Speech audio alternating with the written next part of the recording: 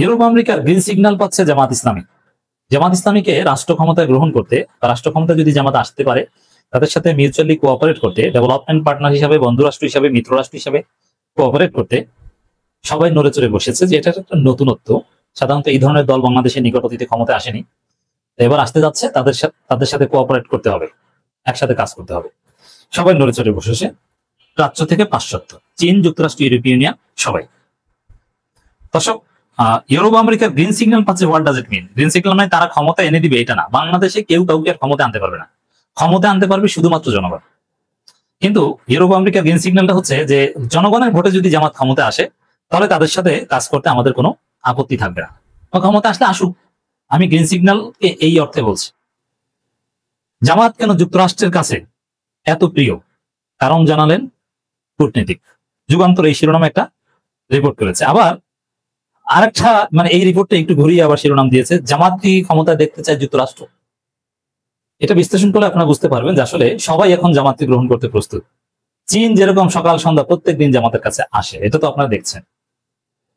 তো দর্শক, আমরা এই রিপোর্টে একটু বিশ্লেষণ করি। এটা তাৎপর্যপূর্ণ। জামাত ইসলামীর রাজনীতির একটা সিগনিফিকেন্ট প্যারাডাইম শিফট। দেখেন, এটা জামাতকে এইভাবে সবাই গ্রহণ করবে, জামাতের পথ চলা এতটা মসৃণ হবে, এত তাড়াতাড়ি ক্ষমতার কাছাকাছি চলে যাবে, ক্ষমতা আসা এত মূল সম্ভাবনা তৈরি হবে, এটা আমিরের জামাতও মনে করেছেন বা আগে বুঝতে পারছেন বলে আমি মনে করি না। এটা হঠাৎ এই পরিস্থিতি তৈরি হয়েছে এবং এর পেছনে প্রধানত আল্লাহর রহমত। আল্লাহ রাব্বুল আলামিন হয়তো সিদ্ধান্ত নিয়েছে যে জমিনে যাদের রক্ত ঝরে অথবা আল্লাহর ক্ষমতা দেওয়ার যে সুন্নাত, সেই সুন্নাতের ক্রাইটেরিয়া হয়তো জামাত ইসলামী করেছে। এখন আল্লাহ জামাতকে ক্ষমতা দিবেন, নইলে এত তাড়াতাড়ি ক্ষমতার স্বপ্ন জামাত দেখেনি। এই 1.5 বছর আগেও জামাত 2041 সালের প্ল্যান করেছে যে 41 সালের মধ্যে আমরা ক্ষমতায় আসবো, আমরা এই করবো সেই করবো। কিন্তু 1 বছরের ব্যবধানে জামাত এখন 2026 সালে রাষ্ট্র ক্ষমতা গ্রহণের জন্য প্রস্তুত, যে না এবারই ক্ষমতা আসবো। That is very significant. এটা আনইমাজিনেবল। এই যে আল্লাহ যাকে ইচ্ছে ক্ষমতা দেন, যাকে ইচ্ছে ক্ষমতা থেকে নামান, তার চাক্ষুষ দলিল হচ্ছে প্রফেসর ইউনূস। যে আল্লাহ ইউনূসকে, এটা জামাত আবার এটা অপব্যাখ্যা করে। যেমন জামাতের জেলা আমির, জেলা সেক্রেটারি এগুলো নির্বাচিত হলে তারা ওইটাকে বলে যে আল্লাহ ক্ষমতা দিছে। আরে ভাই, ওটা ক্ষমতা না, ওটা দায়িত্ব, ওটা আপনার সংগঠন দিয়েছে, ওটা আল্লাহর পক্ষ থেকে। সংগঠন চাইলে আপনাকে সরিয়ে দিতে পারে। এই বেসিক আকাইদের মাসালা, এটা জামাতের অনেক উচ্চ পর্যায়ের নেতারাও বুঝেন, আমি আলাপ করে দেখলাম। যে আল্লাহ দেন এর অর্থ কি, আল্লাহ কতটুকু স্বাধীনতা দিয়েছেন, আপনি নিজে কি করতে পারেন, এগুলো অনেকেই ক্লিয়ার না। যাই হোক, এটা ডিফারেন্ট আলোচনা। জামাতের যে নেতা পদ পদবি, ওগুলো সংগঠন দেয় এবং চাইলে সংগঠন সরিয়ে ফেলতে পারে। কিন্তু আল্লাহ ক্ষমতা দেয়, আর ওটা ক্ষমতা না ভাই, ওটাকে আপনি ক্ষমতা বলছেন কেন? আল্লাহ ক্ষমতা দেয়, তার প্রমাণ হচ্ছে ইউনূস। আল্লাহ রাব্বুল আলামিন কিভাবে ইউনূসকে প্রধান উপদেষ্টা বানিয়েছে, এটা কেউ কল্পনা করেছে? শেখ হাসিনা এইভাবে পতন হবে, যাকে ইচ্ছে তাকে বেইজ্জতি করে, এইভাবে বেইজ্জতি করবে, এটা কোনো পলিটিক্যাল সায়েন্সে ছিল? কোনো ম্যাথোডোলজিতে কেউ বিশ্লেষণ করতে পেরেছে? পারেনি। এটা হয়েছে।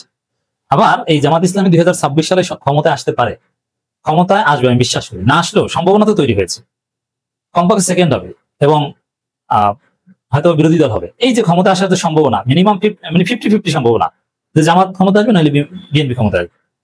এমনকি জাকসুতে এইভাবে জিতবে কেউ মনে করেনি 1 বছর আগে। 1 বছর আগে না, 3 মাস আগেও কেউ এটা মনে করেনি, কিন্তু সেটা হয়েছে। তো দর্শক, আল্লাহ রাব্বুল আলামিন জামাতকে কবুল করছেন এবং আরো আশ্চর্য যে যেমন শিবির জাকসুতে জিতেছে, সবাই এরকম চুপচাপ মেনে নিবে এবং সেই মেনে নেওয়ার দৃশ্য করুণ মিউজিক দিয়ে ডিবিসি সব বিভিন্ন মিডিয়া প্রচার করবে, এটাকেও কল্পনা করেনি। কিন্তু সবাই মেনে নিতে বাধ্য হচ্ছে, মসৃণ ভাবে সবকিছু চালাচ্ছে। ঠিক তদ্রুপ জামাতের সামনে এটা একটা টেনশন ছিল, ক্ষমতা আসতে পারলেও তো কেউ মানবে না। এমনকি আমাকে আমার এক বড় ভাই ঢাকা বিশ্ববিদ্যালয়ে, তিনি বলেছেন যে সুলাইমান, তোমরা তো স্বপ্ন দেখো যে জামাত ক্ষমতায় আসবে, কিন্তু জামাত ক্ষমতা আসলে প্রয়োজনে, ঢাকা বিশ্ববিদ্যালয়ের শিক্ষক, আমার সিনিয়র বড় ভাই, টিচার্স ক্লাবে আড্ডায় তিনি বলেছেন, 5 আগস্টের পরে ঘটনা, ভারত প্রয়োজনে পারমাণবিক বোমা মারবে, তারপরও জামাত ক্ষমতা আসলে মেনে নিবে না। সে ভাইয়ের সাথে এখন আলাপ আলোচনা হয়, তিনি বলছেন যে না, মেনে নিবে। তিনি বলছেন ভারতও মেনে নিতে বাধ্য হবে, যেরকম ইউনূসকে বুকে পাথর বেঁধে মেনে নিয়েছে, ইউরোপ, আমেরিকা, প্রাচ্য, পাশ্চাত্য সবাই মেনে নিবে। এটা হচ্ছে রিয়ালিটি। এবং এটা আমার মাথায় কোনো ফরেন পলিসি, কোনো একাডেমিক থিওরিতে এটা যায় না যে জামাতের পথ চলা এত মসৃণ বা এত সম্ভাবনা তৈরি হলো এত তাড়াতাড়ি। এটা আমার কাছে থিওরি একটা, যে আল্লাহর রহমত। আল্লাহ হয়তো সিদ্ধান্ত নিয়েছে, হয়তো যে দলটাকে আমরা ক্ষমতা দিব এবং টিকে থাকবে এবং ইতিহাসের একটা নতুন অধ্যায়ের সূচনা করবে এদের মাধ্যমে।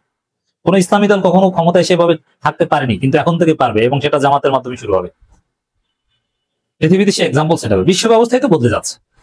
আফগানিস্তানে তালেবান থাকতে পেরেছে, যদিও জামাত তালেবান না, তারা কেন থাকতে পারবে না? দেখেন এই রিপোর্টে কি আছে। জামাতকে কেন যুক্তরাষ্ট্র এত জামাত কেন যুক্তরাষ্ট্রে এত প্রিয়? তো যুক্তরাষ্ট্রের প্রিয় শুধু ক্ষমতা আসলে টিকে থাকতে প্রিয় হয়ে গেছে, এটি গ্রিন সিগন্যাল।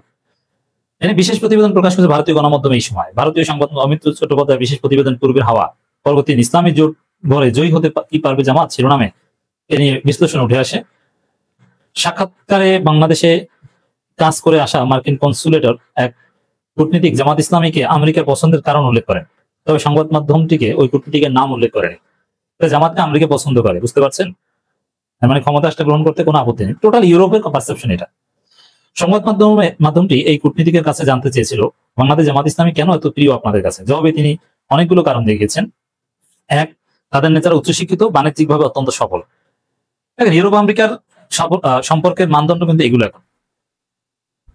স্মার্ট, উচ্চশিক্ষিত, টাকা পয়সা, ব্যবসা বাণিজ্য বুঝে, এই ওইসব আদর্শ এগুলো ভুয়া। প্র্যাকটিক্যাল জিনিস থাকতে হবে। আদর্শ বলতে কোনো কথা নাই তাদের কাছে। স্বার্থ, যোগ্যতা এগুলোই মূল। ব্যবসা, যেমন যদি মনে করে যে আফগানিস্তানের সাথে ভালো সম্পর্ক রাখলে অনেক লাভ, তাহলে ট্রাম্প লাভ দিয়ে ওঠে সম্পর্ক রাখবে। দুই, তাদের আচরণ ম্যানার্স খুব ভদ্র, সভ্য, কথা বলা যায় তাদের সঙ্গে। এটা ইউরোপিয়ানদের মূল্যবোধের সাথে যায়। তারা ইউরোপ আমেরিকার মানুষ ভদ্র ন্যাচারালি। তিন, তারা ফেলে আসা ইতিহাসের কোনো একটি সময় ভিন্ন পদক্ষেপ মুক্তিযুদ্ধ বিরোধীদের কারণে বাংলাদেশ শাসকদের হাতে নির্যাতিত ও মানবাধিকার বঞ্চিত। চার, জামাত গণতান্ত্রিক ব্যবস্থায় বিশ্বাস করে, এটা সবচেয়ে সিগনিফিকেন্ট। পাঁচ, ইসলামী শক্তি হলো জামাত তালেবানের মতো পিছিয়ে পড়া নয়, বরং প্রগতিশীল বলা যায়। যুক্তরাষ্ট্র চায় বাংলাদেশ শাসন ক্ষমতায় জামাত আসুক, অনেক দশক ধরেই তাদের এই চাওয়া। এ নিয়ে তাদের লুকোছাপা বিশেষ করে নেই। সে মার্কিন কূটনীতিক বলেন যে দেশের 80-85% মানুষ মুসলমান, সেখানে জামাত যদি সরকার আসে কোথেকে? তারা শৃঙ্খলাবদ্ধ দল, তাদের উচিত একবার সুযোগ দেয়া। কি আছে, ফেল করলে মানুষ সরিয়ে দেবেন। ক্লিয়ার? সারা পৃথিবী জামাত গ্রহণ করতে প্রস্তুত। এই মুহূর্তে বিএনপি রাজনীতি নিয়ে জামাত শিবিরের যে সমালোচনা, অথবা বিএনপি যেটাকে বলে যেটা জামাত শিবিরের অপপ্রচার বা প্রচার, ওটাকে তারেক রহমান গ্রহণ করছেন। যদিও কোনো লাভ নেই, তারেক রহমানের মিশন অলরেডি ব্যর্থ হচ্ছে, সফলতার কোনো সম্ভাবনা নেই। কোনোভাবেই এই পরিস্থিতি থেকে বিএনপি আর বাঁচতে পারবে না। আপাতত বিএনপির সেকেন্ড হওয়ার বা বিরোধী দলে যাওয়ার যে রিয়েলিটি, সেটা মেনে নেওয়া উচিত। অলরেডি অনেকে মেনে নেওয়ার প্রস্তুতি শুরু করেছে। দর্শক দেখেন, জামাতের বিরুদ্ধে, শিবিরের বিরুদ্ধে বিএনপি কি রাজনীতি করছে, তাদের তো আসলে কিছু বলার নাই। এখন ওই আমির হামজা ছাত্রলীগের বিরুদ্ধে কি বলেছেন, ওই ছাত্রলীগের পক্ষ হয়ে ওইটাকে ডিফেন্ড করছে, এটা হচ্ছে বিএনপি রাজনীতি। তাছাড়া তো কোনো রাজনীতি নেই জামাত শিবিরের বিরুদ্ধে। মানে ছাত্রলীগের পক্ষ নিতে হয়, এটা হচ্ছে বিএনপি রাজনীতি। ছাত্রলীগকে দায় মুক্তি দেওয়ার চেষ্টা করতে হয়। যেমন আবরার ফাহাদকে ছাত্রলীগ হত্যা করেনি, এই কথা প্রচার করতে হয়। বিএনপির তো কোনো রাজনীতি নেই, এই কারণে এখন আওয়ামী লীগ ছাত্রলীগকে দায় মুক্তি দেওয়ার রাজনীতি করতে হয়। কিছু করার নাই, নাই কিছু। কি বলবে আর জামাতের বিরুদ্ধে? আবার ৭১ জিকির কিন্তু অনেকটা থেমেছে। আপনি দেখেন ডাকসু নির্বাচনের পর জামাত রাজাকার, স্বাধীনতা বিরোধী, এটা ডাকসু নির্বাচনের আগে সকাল সন্ধ্যা বলতো। ডাকসু নির্বাচনের পর সিগনিফিকেন্টলি বলতে আমি শুনিনি। তার মানে বিএনপি বুঝেছে যে এইসব ৭১ বললে, রাজাকার, স্বাধীনতা বিরোধী বলে আরো বেকায়দা। তো জামাতের এবং শিবিরের বিরুদ্ধে বিএনপির আসলে রাজনীতি করার কোনো উপাদান নেই। যতটুকু ছিল ওই জামাত শিবির স্বাধীনতা বিরোধী, যেটা একটা হাস্যরসে, এবং জামাত শিবিরকে স্বাধীনতা বিরোধী বললে এতে আরো জামাত শিবিরের লাভ। ভারতের আধিপত্যবাদের বিরুদ্ধে অংশ জামাতের প্রতি আরো বেশি আকৃষ্ট হয়, এমন তরুণ প্রজন্ম বিএনপির প্রতি আরো বেশি বিরক্ত হয়। কিন্তু জামাত শিবিরের রাজনীতি আছে বিএনপির বিরুদ্ধে বলার। কি? বিএনপি চান্দাবাজ, বিএনপি ধান্দাবাজ, নারী নির্যাতনকারী, ইফতিজার, ছাগল চোর, গরু চোর, মাদ্রাসার খাবার জোর করে খেয়ে ফেলে, এতিমদের খাবার জোর করে খেয়ে ফেলে, দুই গ্রুপে কামড়াকামড়ি করে নেতাদের হত্যা করে, এবং অপমানে লাঞ্ছিত হয়ে পিটানি খেয়ে অনেকে বাসায় যে বিষ খেয়ে আত্মহত্যা করে। এগুলো নিয়ে অনেক কিছু বলার আছে। বিএনপি প্রত্যেক দিন যে পরিমাণ আকাম করে, পত্রিকায় তো আসে না, সোশ্যাল মিডিয়া আসে, আর যতটুকু পত্রিকায় আসে সেন্সরে ফাঁকে, ওইটা দিয়ে জামাত শিবির ভয়ানক রাজনীতি করতে পারে, বিএনপিকে একদম খেয়ে দিতে পারে। এখন বিএনপির একাংশ বলছে যে এগুলো জামাত শিবির অপপ্রচার, বিএনপি ভালো, দোষ নাই। কিন্তু তারেক রহমান তো জামাত শিবিরের সমালোচনা গ্রহণ করছেন। ডাকসু নির্বাচনের পর তারেক রহমানের বক্তব্যগুলো যদি আপনি দেখেন, আমি সব বক্তব্য শুনি from the beginning to end, অথবা পড়ি, কোনো প্যারাডাইম শিফট আছে কিনা, তার কণ্ঠে কোনো পরিবর্তন আছে কিনা সেটা বোঝার চেষ্টা করি। আমি যেটা দেখলাম, ডাকসু নির্বাচনে বিএনপি তারেক রহমানের পরাজয়ের পর তারেক রহমানের কণ্ঠ চেঞ্জ হয়ে গেছে। তার মধ্যে কিছুটা হলো অন্য নেতাদের মধ্যে হয়নি, তারেক রহমানের মধ্যে হয়েছে। আত্মসমালোচনার সুর আমরা দেখতে পাচ্ছি। যেমন বিএনপির মধ্যে দুইটা ধারা, একটা হচ্ছে যে ডাকসুতে 12 ডুবির পর তারা আত্মসমালোচনা করছে, ডানপন্থী জিয়াউর রহমান খালেদা জিয়া পন্থী অংশ, যে আমাদের ভালো হয়ে যাওয়া উচিত। সরাসরি বিএনপির কেন্দ্রীয় নেতা কৃষি বিষয়ক বা এরকম একজন সম্পাদক বলেছেন যে এই চান্দাবাজি ছেড়ে দেওয়া উচিত, দলকে ঢেলে সাজানো উচিত। আরেক অংশকে আপনারা দেখছেন যে মির্জা আব্বাসরা বলছে ছাত্রলীগের ভোটে জিতেছে, আবার কেউ বলছে ভোট চুরি হয়েছে, কেউ বলছে 8 মাস আগে ফলাফল ঠিক করা হয়েছে, এরকম উদ্ভট কথা অনেকে বলছে।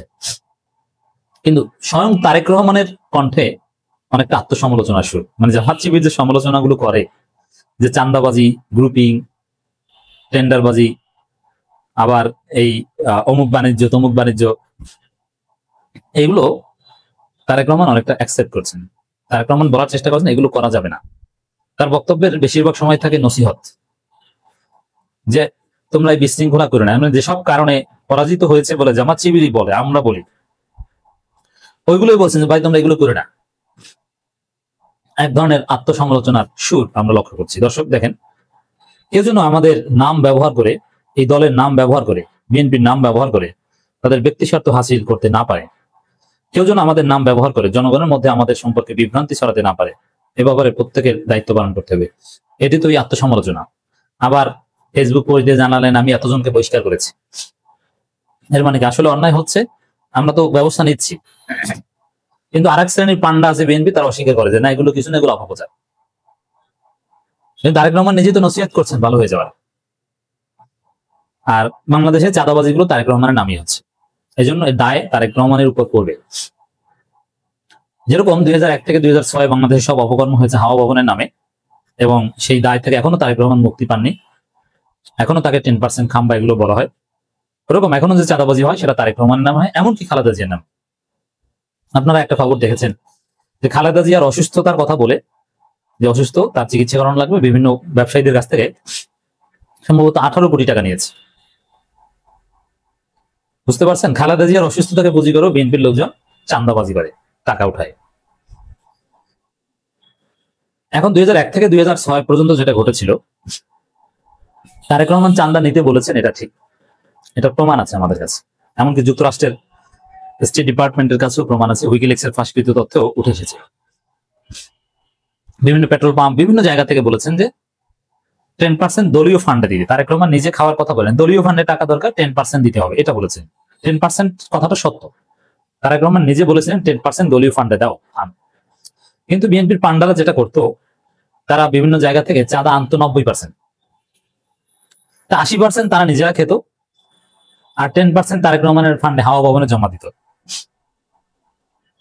এতে বেশি দুর্নাম হয়েছে। শুধু 10% আনলে ওটা এভাবে ছড়িয়ে পড়তো না, বা এটা এতটা তীব্র হতো না। কিন্তু 10% আনার দায়িত্ব যাদেরকে দিয়েছেন তারা আনতো 80%, 90%, তাহলে পুরোটাই নিয়ে আসতো 50%, যেখান থেকে যেভাবে পেয়েছে। 10% দিয়ে বাকিটা ওরা নিজেরা খেত।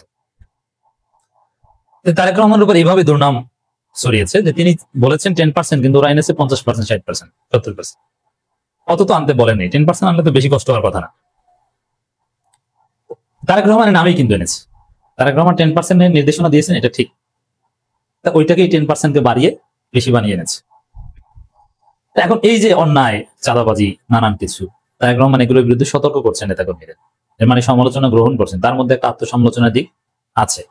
বর্তমান সিইসি যিনি বিএনপির দালাল, সিইসি নাসির, একে দিয়ে জাতীয় নির্বাচন হবে না। এখন পর্যন্ত কিন্তু এই সিইসি একটাও পরীক্ষা দেননি। পরীক্ষা দিয়েছে ঢাকা বিশ্ববিদ্যালয় এবং জাহাঙ্গীরনগর বিশ্ববিদ্যালয় কর্তৃপক্ষ। এই সিইসি কোনো পরীক্ষা দেয়নি, তার মাধ্যমে নির্বাচন সম্ভব নয়, তাকে পদত্যাগ করতে হবে। তিনি যে সুস্পষ্টভাবে বিএনপির দালাল, তিনি প্রমাণ করে দিচ্ছেন। তিনি একটা সাংবিধানিক সংস্থার প্রধান, সাংবিধানিক কমিশনের প্রধান, কিন্তু কথা বলছেন সালাউদ্দিন আহমেদের ভাষায়, কথা বলছেন মির্জা ফখরুলের ভাষায়, কথা বলছেন রুহুল কবির রিজভির ভাষায়। জনগণের ট্যাক্সের পয়সায় পালিত এবং সাংবিধানিক কমিশনের প্রধান, তিনি কি বলছেন দেখেন। এরপরে তো তার ওই পদে থাকার কোনো যোগ্যতাই নেই।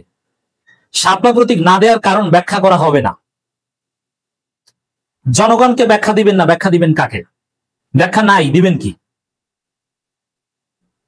কারণ কি? বিএনপি বলেছে দেয়া যাবে না শাপলা, আপত্তিটা করেছে বিএনপি। আর এখন এটা তো বিএনপি কমিশন, বিএনপির পার্টি অফিস, এই ইসি বা এই নির্বাচন কমিশন।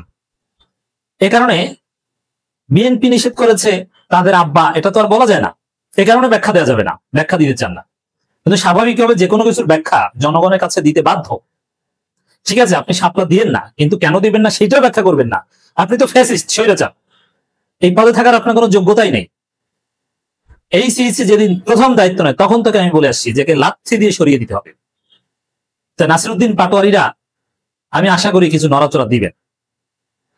দেখেন আরেকটা মজার বিষয়, বিএনপি এই সিইসি বা নির্বাচন কমিশন নিজেদের মতো করে আগে ভাগে সাজিয়েছে, নিজেদের লোক বসিয়ে রেখেছে, এবং এই আত্মবিশ্বাস থেকেই দ্রুত নির্বাচন চায় যে না, নির্বাচন কমিশন তো আমাদের লোক, আমাদেরকে জিতিয়ে দেবে, যেভাবে হুদা কমিশন, রাকিব কমিশন আওয়ামী লীগকে জিতিয়ে দিয়েছে।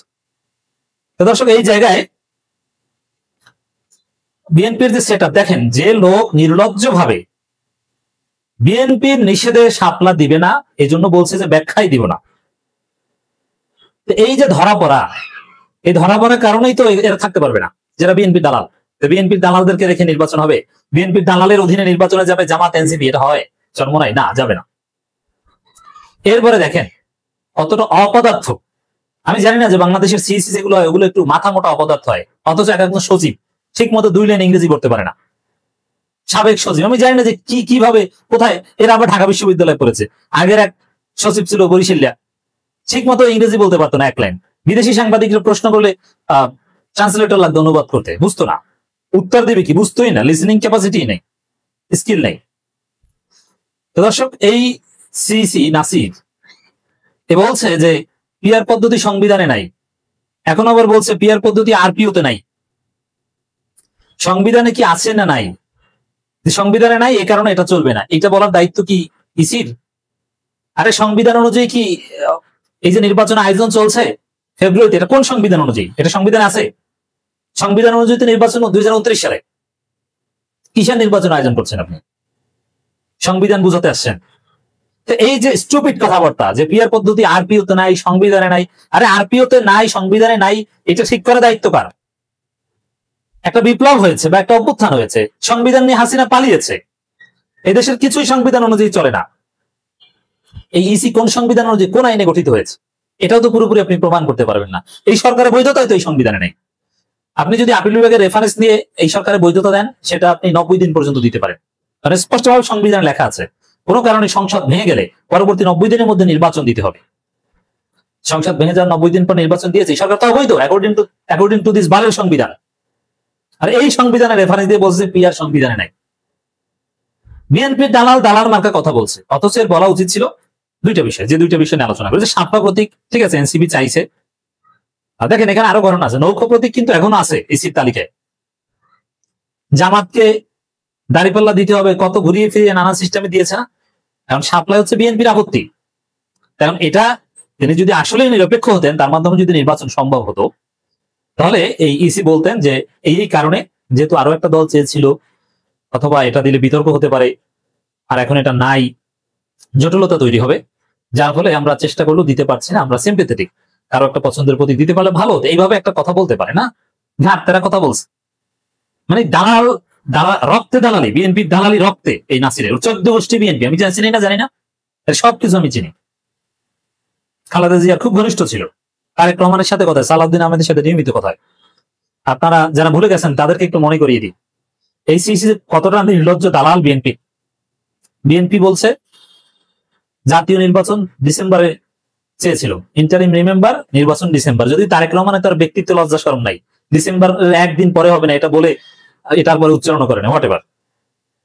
তখন এই সিইসি বলছে যে, বা ইসি বলছে যে ঠিক আছে, ডিসেম্বর নির্বাচনে আমাদের কোনো সমস্যা নাই। কিন্তু সরকার বলছে যে স্থানীয় সরকার নির্বাচন আগে করা যেতে পারে, আর নির্বাচন কমিশন বিএনপি শুনে বলছে না, স্থানীয় সরকার নির্বাচন আগে করা যাবে না, আমরা প্রস্তুত না। কত বড় নির্লজ্জ দালাল, চিনতে পারছেন এদেরকে? এই সিইসি, এই ইসি দিয়ে আপনি কিভাবে নির্বাচন করবেন? জুলাই সনদ হবে, নির্বাচন সংক্রান্ত সংস্কার কমিশন গঠিত হয়েছে বদিউল আলম মজুমদারের নেতৃত্বে, তাদের সুপারিশ ফল আসবে, নির্বাচন কমিশন গঠনের জন্য নতুন আইনের প্রস্তাব করা হয়েছে, সেগুলোর আলোকে নতুন নির্বাচন কমিশন ঢেলে সাজাতে হবে, পুনর্গঠন করতে হবে। মিনিমাম আমার ক্লিয়ার কথা, রাজনীতিবিদরা বিএনপি বাদে অন্য সব দল এইটি করবে। এইসিসি বিএনপির দালাল, এটা এস্টাবলিশড। এখন হ্যাঁ, দালাল হলেও যেমন জাহাঙ্গীরনগর বিশ্ববিদ্যালয়ের ভিসিও তো বিএনপির খাস লোক, তারপরও তিনি তো একদম নির্লজ্জ আচরণ করেননি। খালেদা জিয়ার উপদেষ্টা হয়েও ওরকম নির্লজ্জ আচরণ করেননি। এখন এই নাসিরকে যদি রাখতে হয়, জেলে সাজাতে হবে। এখন সংস্কার প্রক্রিয়ার মধ্যেও যদি নাসির সাহেব টিকে যায়, তাকে পরীক্ষা দিতে হবে, কয়েক ধাপে পরীক্ষা দিতে হবে, তারপরে জাতীয় নির্বাচনের নাম উচ্চারণ করবে। কি পরীক্ষা? কয়েক ধাপে স্থানীয় সরকার নির্বাচন হতে হবে এইসিসির অধীনে। এখন বলতে এইসিসির অধীনে তো কোনো নির্বাচনই হয়নি। সিটি কর্পোরেশন, পৌরসভা, উপজেলা চেয়ারম্যান, ইউনিয়ন পরিষদ, এরকম নির্বাচন হতে হবে। এই নির্বাচন করে পরীক্ষা দিয়ে দেখাতে হবে যে না, আমি এটা পারি। এই যে দেখেন কত সুন্দর নির্বাচন করেছি। তারপরে বলবেন যে ঠিক আছে, আমরা জাতীয় নির্বাচন করতে পারবো, আমাদের উপর আস্থা রাখেন, আমরা প্রস্তুতি নিচ্ছি। অথচ স্থানীয় সরকার নির্বাচন বা এগুলো নিয়ে কোনো কথাই বলে না। আর সুজনের জরিপে আবার উঠে এসেছে, মতামত জরিপে, যে আসলে অধিকাংশ মানুষ আগে স্থানীয় সরকার নির্বাচন চায়। অতএব এই নির্বাচন কমিশনের পদত্যাগ চাই অথবা সংস্কার চাই। আর যদি এদেরকে একটু সময় দিতে চান, স্থানীয় সরকার নির্বাচন আয়োজন করে তার পরীক্ষা দিয়ে দেখাক যে তার কোন মাত্রার বিএনপির দালাল অথবা দালাল না।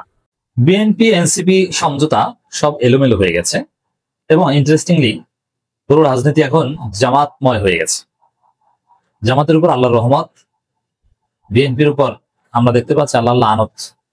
চুরি করতে গেলে ধরা পড়ে, চুরি করলে ধরা পড়বে না যদি গোপনীয়তা ঠিকভাবে মেনটেন করতে পারে, এটা স্বাভাবিক। কিন্তু কিচ্ছু করতে পারে না, যা করে ধরা পড়ে। মির্জা ফখরুল একটা সাক্ষাৎকার দিলেন দেশ বিক্রি ভারতের কাছে, বাংলাদেশকে বিক্রি করে দিয়েছেন ভারতের কাছে। সাক্ষাৎকারের তাৎপর্য এটা। পরে বলে যে না, এই সাক্ষাৎকার ভুলভাবে উপস্থাপিত হয়েছে বললেন। তারপরে দেখলো যে না, জনগণ এটাও মানে না। তারপর বলে না, আমি সাক্ষাৎকার দেই নেই, ওটাই আই দিয়ে তৈরি। পরে কর্তৃপক্ষ মানে ওই পত্রিকা প্রমাণ হাজির করেছে, সাক্ষাৎকার দিয়েছে। মানে ভাগ্য খারাপ হলে যেটা হয়, দুঃখ। মির্জা ফখরুল শেষ বয়সে এভাবে পৌঁছবেন। একসময় মির্জা ফখরুলের পক্ষে অনেক কথা বলেছি, অ্যাক্টিভিজম করেছি, একসাথে কাজও করেছি, একসাথে পালিয়েছিও। একটা মসজিদের ভিতর আওয়ামী লীগের চেয়ার শেলের মুখে একসাথে আশ্রয় নিয়েছি, আমার স্মৃতি আছে, সেই 2013 সালের ঘটনা। এমনকি বিএনপির এই সালাউদ্দিন আহমেদও ছিল, গুম হওয়ার আগের কথা। তখন আল্লামা সাঈদীর পক্ষে সুন্দর সুন্দর কথা বলেছেন। মাগরিবের পরের ঘটনা, মাগরিবের অনেক পরে, এসার আগে আমরা বের হতে পেরেছি। মানে চেয়ার শেল মেরে পুরো অভিযান চালিয়ে বিএনপি পার্টি অফিসের ভিতরে ঢুকে পুলিশ তছনছ করে ফেলেছে। 2013 সালের ঘটনা। সেই মির্জা ফখরুল অনেক পছন্দ করতেন এবং তার কথা বলার স্টাইল আমার ভালো লাগে। একটা এলিট ভাব আছে এবং মোটামুটি ভালো ইংরেজিও বলতে পারে, মোটামুটি বেশি ভালো। এই দিক থেকে অনেক কিছুই তার পছন্দ করতাম আমি। সেই মির্জা ফখরুল এভাবে পচে যাবেন, গলে যাবেন, শেষ বয়সে সংগ্রামী মানুষ, অনেক ত্যাগ। আমরাই ব্যক্তিগত গাড়ি, গ্লাস দিয়ে আটকানো গাড়ি ছাড়া চড়তে পারি না। এই বয়সে সমস্যা হয় শরীরে, যে বাইরের বাতাস লাগলে মোটরসাইকেলের, বাইকে চড়তে পারি না। কিন্তু মির্জা ফখরুলকে দেখেছি যে বাইকে চড়তে হয়েছে, কারণ লুকিয়ে চলতে হয়েছে। বাইকে করে এসেছেন পার্টি অফিসের সামনে নয়াপল্টনে, আবার বাইকে করে গেছেন। সে মির্জা ফখরুল এভাবে পচে গলে মিথ্যুক ভারতের দালাল হিসেবে পরিগণিত হয়ে তার রাজনৈতিক ক্যারিয়ার শেষ করবেন, এটা সত্যি কষ্টের, দুঃখের। দর্শক, বিএনপি এনসিপি সমঝোতা হয়েছিল, কি সমঝোতা দেখেন। যখন 8 দলীয় যে যুগপৎ আন্দোলন জামাতের নেতৃত্বে, ওই আন্দোলন থেকে এনসিপি নিজেদেরকে প্রত্যাহার করে নেয়, ওইটি ছিল বিএনপির সাথে সমঝোতা। এবং একটা ভিডিও ফাঁস হয়েছিল। সালাউদ্দিন আহমেদ জিজ্ঞেস করেছেন হাসনাত আব্দুল্লাহকে, কি? হাসনাত বলে, না ভাই, আমরা তো যুগপথে নাই, সমস্যা কি? এমন বিএনপির ফাঁদে পড়ে বা একটা সমঝোতার ভিত্তিতেই জামাত থেকে দূরে সরে গিয়েছিল এনসিপি। এবং এনসিপির স্ট্যান্সটা ছিল এরকম যে সরাসরি কোনো জোটে যাবে না, কিন্তু বিএনপির সাথে সমঝোতা করবে, আসন সমঝোতা, সিট ভাগাভাগি, যেমন আওয়ামী লীগ জাতীয় পার্টি করতো, জোট না কিন্তু সমঝোতা। কিন্তু এগুলো সব এলোমেলো হয়ে গেছে, এগুলো এখন আর নাই। কারণ মির্জা ফখরুল বলছেন যে এনসিপি কোনো দলই না, কোনো শক্তিই মনে করি না। এর অর্থ দাঁড়ায়, এটা এনসিপি এখন থেকে বুঝবে, বিএনপি 4-5টা আসনের প্রতিশ্রুতি দিবে যে আমরা ছাড় দিব, কিন্তু ছাড় দিবে না, বিএনপি বিদ্রোহীদের জিতিয়া পরে বলবে যে আমরা তো ছাড় দিয়েছি, ধানের শীষ তো দেয়নি। কিন্তু অন্য স্বতন্ত্র বা বিদ্রোহীদের জিতিয়ে আনবে। তোমরা জিততে পারো না, আমরা কি করবো? তোমাদের মানুষ দেখতে পারে না, কিছু করার আছে? এছাড়া এনসিপির যে মৌলিক বাঁচার গ্রান্ট এগুলোরই বিরোধিতা করে, যেমন জুলাই সনদ, জুলাই আন্দোলন, কোনো কিছুকেই বিএনপি স্বীকার করে না, এগুলোকে অস্বীকার করে। আওয়ামী লীগকে গণহত্যাকারী হিসেবে মনে করে না, মনে করলে তার ভোটে চাইতো না। তো বিএনপির সাথে সমঝোতার ভিত্তিতে এনসিপির একটা কনফিডেন্স ছিল, এই যে আমাদের নিবন্ধন সাপ্লাই এগুলো তো কিছু না, এটা কোনো ব্যাপার। কারণ নির্বাচন কমিশন পুরোপুরি বিএনপির পার্টি অফিস, বিএনপি কমিশন। এই জায়গায় বিএনপি যদি চায় যে এনসিপি নমিনেশন নিবন্ধন পাবে, তাদের পছন্দের প্রতীক পাবে, এটা কোনো ব্যাপারই না। আর সরকারেরও একটা অংশ, এখন পর্যন্ত সরকার এবং বিএনপি সমঝোতা আছে, যদি এটা থাকবে না। যেমন বিএনপির কথায় ফেব্রুয়ারিতে নির্বাচন এবং বিএনপিকে নির্বাচনে জিতিয়ে দেওয়া সিস্টেমে এই যে সমঝোতা হয়েছিল, এটা টিকবে না, কিন্তু সেই সমঝোতা কিন্তু আছে। আনুষ্ঠানিকভাবে একদম সেই সমঝোতা তছনছ হয়ে যায়নি। তো বিএনপির সাথে যদি সেই সমঝোতা থাকে, আবার নির্বাচন কমিশন তো এমনি বিএনপির, এই জায়গায় নিবন্ধনের বিষয়ে বা পছন্দের প্রতীকের বিষয়ে এনসিপির কোনো চিন্তা ছিল না। কিন্তু এখন যখন এটা স্পষ্ট হলো যে বিএনপির সাথে এনসিপির কোনো সমঝোতা টিকবে না। তেল এবং পানি যেরকম কখনো মিশে না, একটু সময় মেশার পর আবার আলাদা হয়ে যায়, এনসিপি বিএনপি এরকম এটা থাকতে পারে না। কারণ এনসিপির জন্মই হচ্ছে ভারতের আধিপত্যবাদের বিরুদ্ধে দাঁড়িয়ে, আওয়ামী লীগের বিরুদ্ধে দাঁড়িয়ে, আওয়ামী লীগকে কবর দিয়ে। আর বিএনপির রাজনীতি হচ্ছে ভারতের কাছে দেশ বিক্রি করে দেয়, ভারতের দালালি করে দেয়, এবং আওয়ামী লীগকে পুনর্বাসনের রাজনীতি। তো এই জায়গায় এনসিপি বিএনপি কখনো মিলবে না, এটা মির্জা ফখরুলের এই সময়ে পত্রিকার সাথে সাক্ষাৎকারে প্রমাণিত হয়েছে। ওই সময়ে আমরা দেখতে পাচ্ছি উত্তেজনা, কি শাপলা নয়, তালিকা থেকেই প্রতীক পছন্দ করতে হবে এনসিপি শাপলা প্রতীক দেওয়া সম্ভব নয়, এটা ইসি জানিয়ে দিয়েছে। এখন ইসির কথা ঘাট তারা, ওই বিএনপি যেরকম, বিএনপি যদি এনসিপির প্রতি নমনীয় হয়, ইসি নমনীয়, আর বিএনপি যদি রাগান্বিত হয়, ইসি রাগান্বিত। তো শাপলা দেওয়ার সুযোগ নাই, যে তালিকা আছে ওখান থেকে দিতে হবে। এখন এর বিপরীতে সাজিদ আলম বলছেন এনসিপি কে মার্কা সাপ্লাই দিতে হবে, অন্য কোনো অপশন নাই, নইলে কোন নির্বাচন কিভাবে হয় আর কে কিভাবে ক্ষমতা গিয়ে মধু খাওয়ার স্বপ্ন দেখে সেটা আমরাও দেখে নেব। এখন এনসিপি কে সাপ্লা দিবে কি দিবে না, এর বিপরীতে সাজিদ আলম হুমকিটা কিন্তু দিয়েছে বিএনপি কে, যে কে কিভাবে ক্ষমতা যে মধু খায়। এর মানে সাজিদের ক্ষোভটা কিন্তু বিএনপি দিকে, বিএনপি পর্দার অন্তরাল থেকে কলকাঠি নোট নাচছে, ক্লিয়ার। সাজিদের থ্রেট দেখে কে কিভাবে ক্ষমতায়, আর নির্বাচন ঠেকানো, এটাও এই থ্রেটটাও বিএনপির বিরুদ্ধে যায়, কারণ বিএনপি এখন উপর হলো ফেব্রুয়ারিতে নির্বাচন চায়। কিভাবে নির্বাচন হয় আমরা দেখে নিব, এর মানে থ্রেটটা বিএনপির বিরুদ্ধে, এসব বুঝতে পারছেন দর্শক? তো বিএনপি এনসিপি সমঝোতা কখনোই টিকবে না, নাই, সব এলোমেলো হয়ে গেছে, এটাই বাস্তবতা। কিন্তু মজার বিষয়, নৌকা কিন্তু আছে, শাপলা দেওয়া যায় না এদেরকে, কিন্তু নৌকা প্রতীক ঠিকই বহাল আছে, নৌকা কিন্তু তালিকা থেকে বাদ যায় না। কেন? এটাও কিন্তু ওই যে মির্জা ফখরুল নৌকাকে চান নির্বাচনে, লাঙ্গলকেও চান, তাহলে নৌকা বাদ যাবে কেন? নৌকাটা রেখে দিই, আবার নৌকা দিতে পরে ঝামেলা হবে না, এই জন্য নৌকা তালিকাটা রেখে দিই, অথচ এটা বাদ দেওয়ার কথা। বিএনপির কথা যে চলছে নির্বাচন কমিশন ক্লিয়ার, যার ফলে ইসি এবং বিএনপির বিরুদ্ধে সমান ক্ষোভ এনসিপি তাদের প্রতীক নিয়ে। আর এই যে পরিস্থিতি, এটা জামাতের পক্ষে যায়, কারণ এনসিপি বাধ্য হবে জামাতের পক্ষে দাঁড়াতে বা জামাত বলয়ে আসতে। এই জন্য পুরো পরিস্থিতি এখন জামাত শিবিরময়, রাজনীতি এখন জামাত শিবিরময়।